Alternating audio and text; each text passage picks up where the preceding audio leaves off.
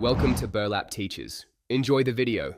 You'll start by preparing Discord and your system so screen sharing has the best chance to work.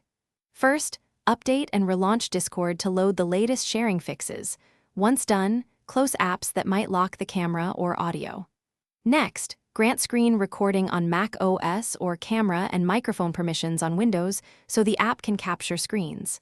Finally, sign into the correct account and have the specific window or application open you plan to share so you can select it immediately. You now initiate and configure the share. Join a voice channel or private call first because Discord exposes screen options only when audio is active.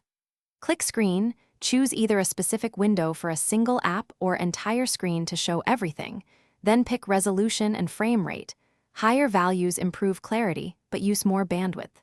If the app has sound, toggle application audio so viewers hear it. Make sure hardware acceleration is consistent with your GPU settings to avoid capture glitches.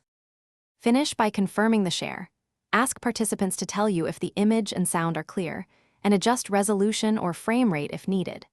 If you encounter a black screen, try switching from entire screen to window share or disable hardware acceleration in Discord settings because GPU capture conflicts often cause black output. Once you change settings, restart Discord. If problems persist, update your GPU drivers and reboot the system. These steps resolve most issues quickly and restore normal sharing behavior.